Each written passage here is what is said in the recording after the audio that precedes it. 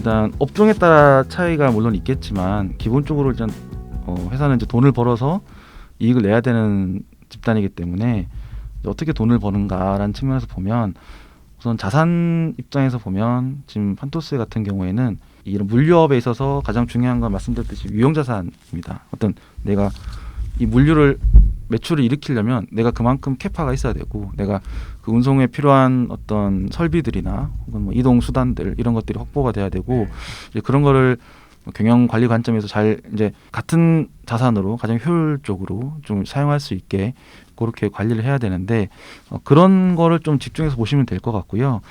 그리고 판토스 같은 경우에는 그룹사 매출이 좀 많기 때문에 매출 채권을 보시면 이제 매출 채권이라는 거는 내가 어떤 서비스를 제공했고 판토스 같은 경우에는 이제 운송 서비스를 제공했고 제공한 결과 내가 받아야 될 금액이 지금 현재 이제 매출 채권이 2019년 말로 보면 이제 한 3,200억 정도가 있습니다. 그럼 이 말인즉슨 2019년 말에 3,200억이기 때문에 이 중에 일부가 이제 2020년에 받아야 될 금액으로 들어오기 때문에 향후에 얼마큼 수익이 있을까? 물론 이게 조선업처럼 아주 수주 산업은 아닙니다만 그래도 물류의 특성상 좀 장기 계약 관계가 있기 때문에 아무래도 물류사를 바꾼다는 건 좀 쉽지 않은 결정입니다. 그동안 했던 프로세스가 다 있을 거고 서로 간에 약속했던 어떤 조화로운 어떤 그런 관계들이 있을 텐데 이제 그런 걸 깨면서까지 하기는 좀 힘들기 때문에 이런 그런 것들 입장에서 보면 매출 채권이 많다는 건 그만큼 받을 게 많다. 그래서 좀 안정적이다 보시면 되고요.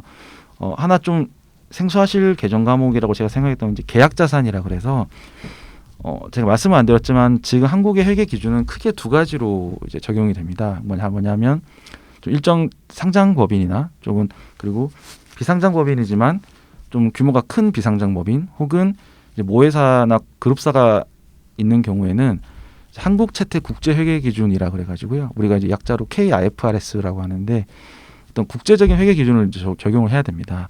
근데 이게 조금 까다로운 게 뭐냐면 그 반대의 개념은 이제 일반 기업 회계 기준이라고 보시면 되고 이게 과거의 전통적인 재무제표, 전통적인 어떤 우리나라의 기업에 적용된 재무제표인데 2011년을 기점으로 이제 국제회계 기준이 도입됐고 이제 벌써 10년이 돼가고 있습니다. 이제 국제회계 기준의 가장 큰 특징은 이 회사의 이 회계 처리를 최대한 경제적 실질에 맞게 꼭 형식적인 게 아니라 실제 어떤 실질이 뭔가라는 거에 집중하다 보니까 약간의 선택할 수 있는 회계 처리들이 좀 있습니다. 같은 거래라고 해도 어떤 회사는 이걸 뭐 이렇게 잡을 수가 있고 A로 잡을 수가 있고 어떤 회사는 B로 잡을 수가 있는데 항상 그거에 대한 해석은 좀 다툼이 여전히 있지만 어쨌든 그런 선택 가능성을 둔 더 합리적으로 하라는 거에 대한 그렇게 보시면 되는데 여기서 보면 이제 계약 자산이 그런 좀 전형적인 예라고 보실 수 있어서 이제 설명을 드리면 우리가 매출 채권은 내가 서비스 제공이 끝났고 그래서 돈이 이제 받아야 되는 거에 대한 금액이라면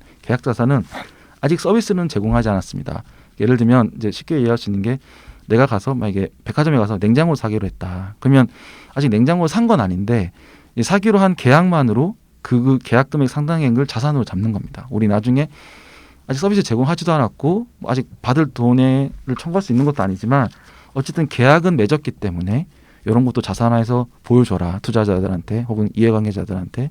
그래서 예전 같으면 이런 계정 과목이 사실 없었습니다. 뭐 지금 굳이 계약만 했다고 해서 아무런 게 일어나지 않았는데 뭘 회계사원으로 반영하는 게 아니었는데 이제 IFRS가 도입되면서 이제 일단 계약을 했으면 물론 취소 가능성이 있습니다. 예를 들면 냉장고 사러 갔는데 계약은 하고 왔지만 뭐 계약금도 내고 왔지만 좀 변심을 해서 취소할 수도 있는 거고요.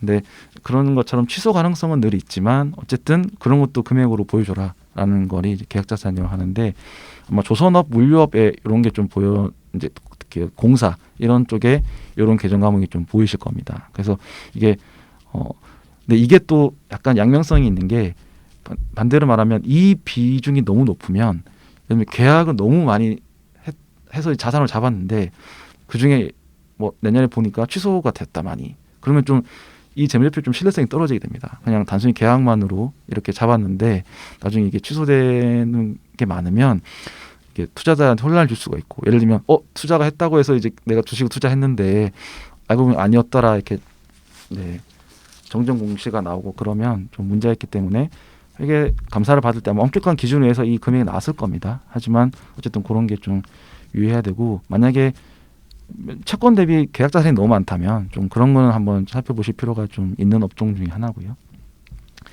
나머지는 이제 이거는 물류업 중에서 아까 제가 유형자산의 중요성을 말씀드렸는데 이것도 역시 IFRS가 되면서 예전에 이제 리스 자산이라고 우리가 내 것이 아니고 이제 빌려서 쓰는 리스 계약을 자동차 리스처럼 리스 계약을 맺고 쓰는 자산을 예전에는 이제 그냥 리스 자산이라고 표현을 했는데 이것도 IFRS 들어오면서 사용권 자산이라 그래서 우리가 그거를 사용할 권리가 있는 자산이다. 그러니까 내 건 아닌데 사실은 내 거랑 유사하게 사용할 권리가 있는 자산이다. 그래서 사용권 자산이 있습니다. 그래서 이 물류업은 자산이 중요하기 때문에 유형자산과 사용권 자산을 합한 개념을 좀 설비 투자로 보시면 특히 아마 제가 뭐 세부적으로 본 건 아니지만 이런 판토스 글로비스타 이 사용권 자산은 대부분 뭐 선박이나 혹은 이게 보통 항공사 이런 리스 자산이 많은데 뭐 그런 것들을 의미하신다고 보시면 될 것 같고요. 그래서 이 사용권 자산에 대한 증가함도 좀 보실 필요가 있고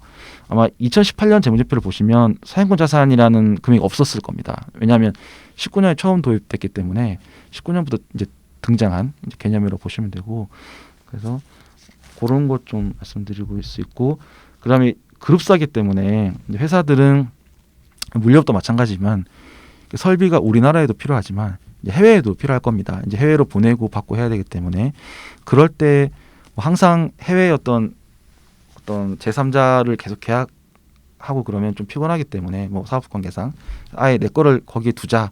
그래서 직접 투자하자.